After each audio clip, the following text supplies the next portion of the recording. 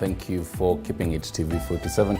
You're watching Newsfeed. My name is Stanley Nyeringita. Remember, you can always talk to us on our social media platforms at TV47KE on Facebook and Twitter. Now, we start with a quiet story, a story that is hitting the headlines.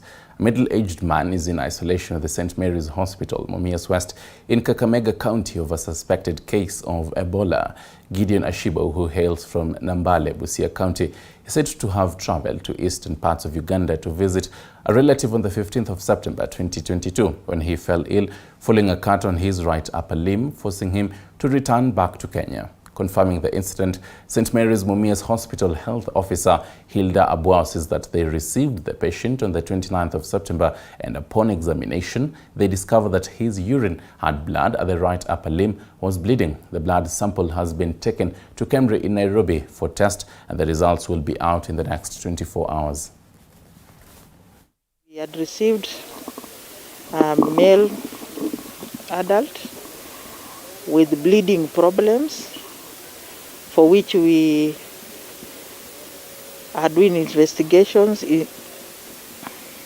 suspecting that it could be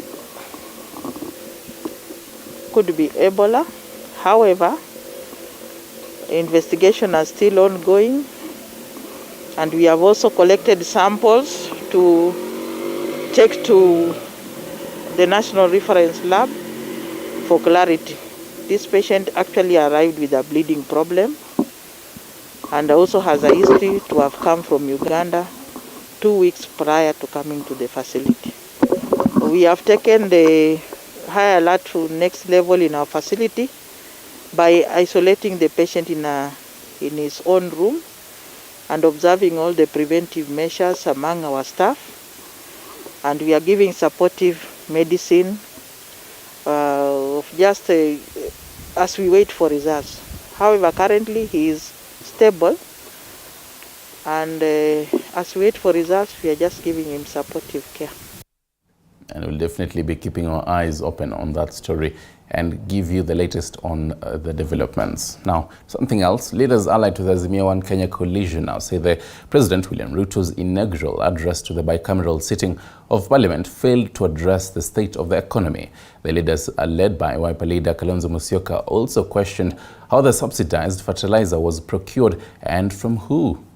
You members of the fourth estate, on the back of this heavily contested election, the deficiencies that exist within the judicial and electoral systems needs to be immediately addressed.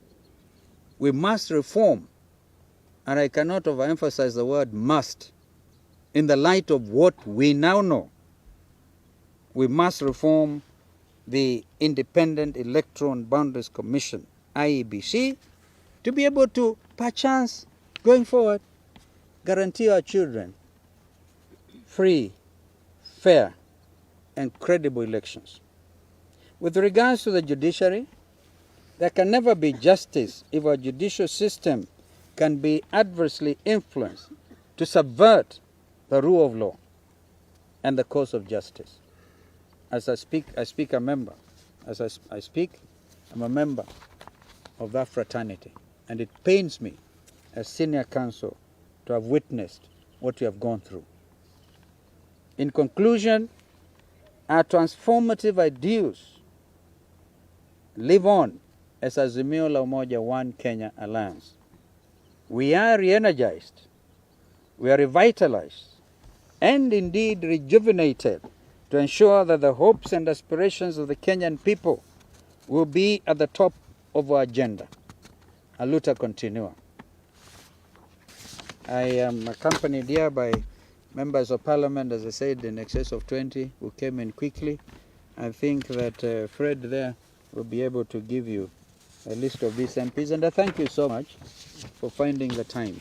We felt it was important. It's indeed our constitutional responsibility. Something else now, and all functions that were transferred to the Nairobi Metropolitan Services have been handed over to Nairobi County Government.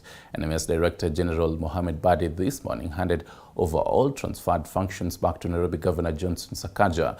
According to Badi, NMS has accomplished all set objectives, noting that they have successfully implemented several projects in the city, including the construction of more than 350 kilometers roads and the construction of health facilities. CS wa devolution.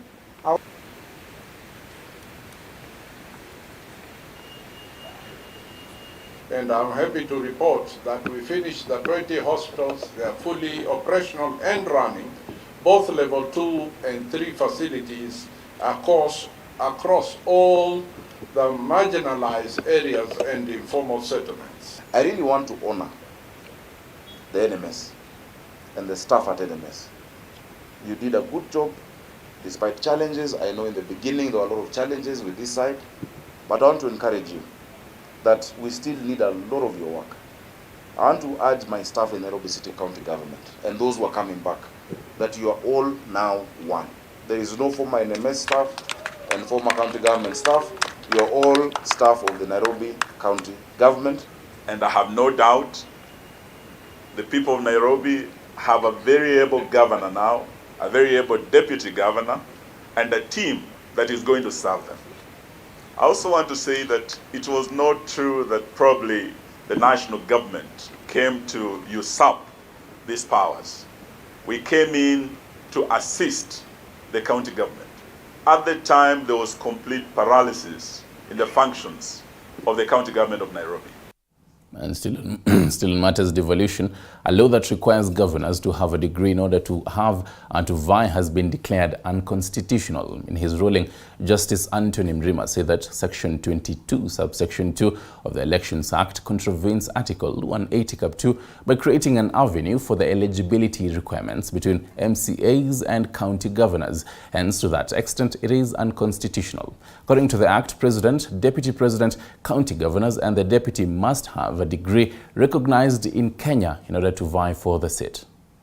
A declaration hereby issue that pursuant to Article 180, sub-Article 2, as read with Article 183 of the Constitution, the qualification for the election of a county governor is similar to the eligibility for election as a member of county assembly.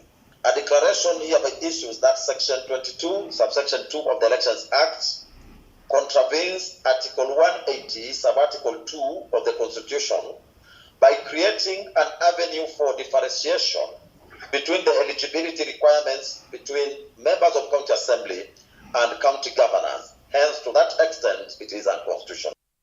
And now to a sad note, the family and friends of Ben Macharia, one of the GSC officers who lost his life following a banditry attack in Turkana on Saturday, have today congregated at the Kimandi village in Kirinyaga County Central to mourn him. The area leaders, led by Kirinyaga Senator Kamau Murango, called on the government to avoid assigning the new recruits to highly volatile areas. The 22-year-old was among the 8 GSC officers, a chief and 2 civilians ambushed and killed in an ambush at Namariat village in Peitom ward near Kapedo in Turkana East on Saturday. Mheshimiwa amesema imeletwa. Namuuliza Jafeth Koome, ni wakati sisi tukifanya affordable housing na Mheshimiwa Ruto na tunapanga hiyo kuanza injili ya watu wetu na polisi, na wewe pesa ambayo imewekwa hapo, chunga wa polisi pia, kwa sababu wako na maslahi yao, na wachunge bila mapendeleo ya rangi ama kambira. To the bosses, when we get these new recruits, please, I would beg, don't take them to areas which are high security risk. Wapeleke mahali kama hapa, wanashika makavo, si ndio? Wanafanya kazi kidogo, so that they graduate to even know how to hold the guns. And still on the same county, 2 people have died on the spot at Samson Corner area on the Mwea Embu highway when their motorcycle was hit by a lorry. According to the residents, the deceased was heading to Embu from Kutus, while the driver of the lorry was heading to Embu from Nairobi when the accident occurred. Residents who visited the scene, led by Kirimara Chief Naftati Ndege, urged road users to follow traffic rules to reduce cases of road carnage. The bodies were moved to Kerugoya Referral Hospital awaiting identification. Asubuhi tumepata mshimba, kuna accident imefanyika hapa Samson Kona. Kuna mwanamume mmoja na mama wamekanyangwa na lori, na ningetaka kuomba waendeshaji wa barabara wote tuendeshe magari kwa makini, na especially watu wa pikipiki wa make sure kila mtu ako na driving license na zile documents zinatakikana. Hiyo pikipiki ilikuwa imetoka pande ya Kutu ikielekea pande ya Embu, na lori ilikuwa imetoka pande ya Nairobi ikielekea pande ya Embu. Hao watu wamekufa papo hapo venye walikuwa wamekanyangwa kichwa yenyewe, hata ni kitu ambacho huwezi fikiria. Usitaki kuona hivyo. Yeah. Hii barabara imekuwa, unajua brand ilikuwa inasemekana inakuanga black spot, sasa ni kama hiyo kitu imerudi. Juzi kuna mwanamke aligongewa tu hapa na akakufa hapo. So it needs a lot of prayer. Well, hopefully an immediate action will be taken in that area. Kirinyaga and Embu County residents have protested over the runaway insecurity in the area. According to the residents, criminals break into their homes and shops at night. Residents have accused the police of laxity, saying they only conduct their patrols until in the evening, leaving the residents at the mercy of the criminal gangs, urging the county commissioner to intervene.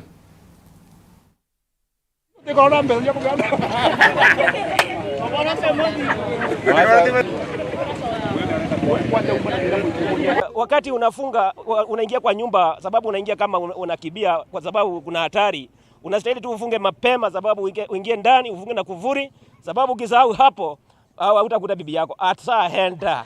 Maneno imeharibika hapo. Serikali tuangalieni, sababu si kuzuri hivyo tunaona. Juu kuna police station ilijengwa pale, ndo wale wenye wanaishi huko chini wahamishwe waletwe huku. Sasa hawajahamishwa, hizo nyumba zimejengwa na zimeisha na zilikuwa ziko sawa. So wakati watu wenye wanauza bangi walikuja wakang'oa milango wakauza, sasa wanafanyanga kazi hapo. Wameifanya choo huko, ndo wanafanyia kazi, na maaskari pia wanakuja huko, wanapewa ongo na wanarudi tena huko. So tulikuwa tunataka wahame huko, wakuje huko karibu na town, juu kwenye wanaishi hata huko hakuna watu. At first ilianzia kama mchezo, tulikuwa tunaimbiwa, tunapata kwa nyumba. Kama mimi kuna time walinivujia nyumba yangu, wakaingia wakanitolea simu kwa charge. Mama mwingine hapa best yangu alikuwa anaongea hivi na simu ikachukuliwa, na alikuwa na mimba by that time. Tukawa tuna report, but askari hawako serious, wanaona tu ni kama jokes. Tuko na shida sana. Wanakuja badala wakae huku masaa yenye saa 6, saa 7 na saa 8. Wakai kuwasike wakora, wanasika mtu mwenye anatoka Kinara saa 4, saa 5, watu wenye wanatoka Kinara jua watu wanakaa na huku wakitafutia watoto. Meanwhile, drought continues to ravage parts of Kilifi County, with the residents now urging area leaders to intervene. Leaders led by Ganzi MP Kenneth Kazungu and his Malindi counterpart Amina Mnyazi have said Kilifi is worst hit by drought, with families worried that they may lose their lives.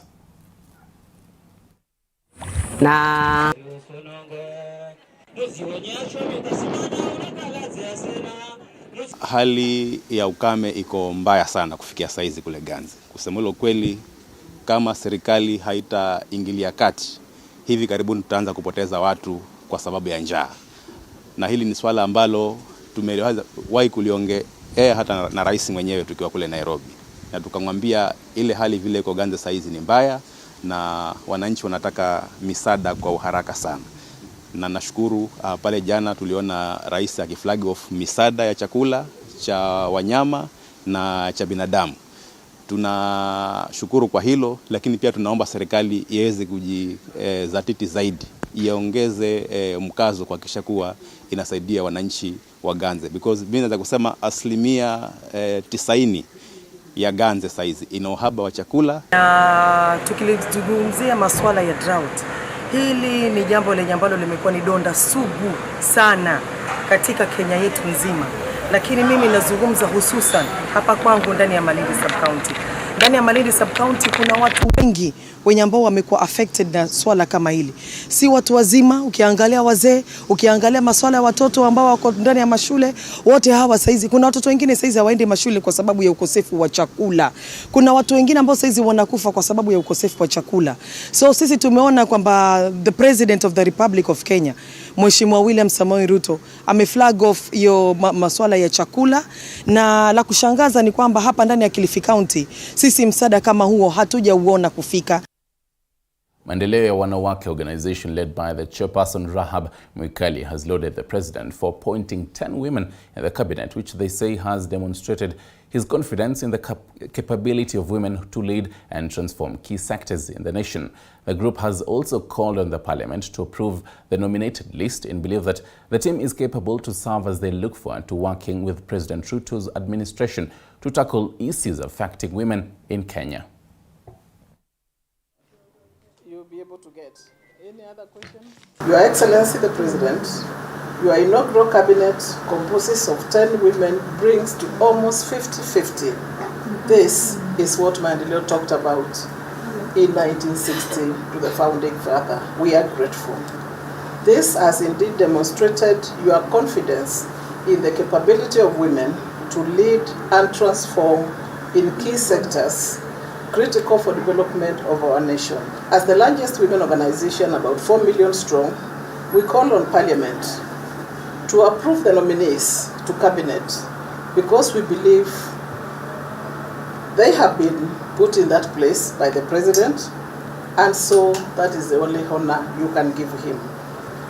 This is a good start, and we are looking forward for more women being appointed, permanent secretaries, ambassadors, and other top positions, and appointments in parastatal boards.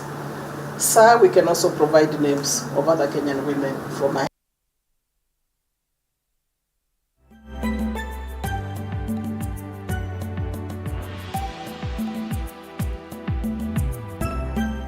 Right, and definitely crossing over to a particular story that is in our radar, the death of the ex-ICC witness. And obviously, detectives from the Forensics and Homicide Department are present at the Lee Funeral Home. And our very own Elizabeth Atieno is there and will be updating us on that as we get her. Remember, this particular lawyer, Paul Gicheru, was his limelight came in at the 2020 when he went to the Dutch authorities and was grilled by the ICC over 6 counts of witness tampering in the ICC, and his particular death comes at a time when ICC did not give a particular ruling on that. So we'll be getting to know what the detectives have found. Obviously, it was said that there was food poisoning, but then we are not yet sure until we get to know what transpired from the detectives. So we'll be getting in touch with Elizabeth Atieno to find about all of that a bit later on. I don't know if we have her at this moment.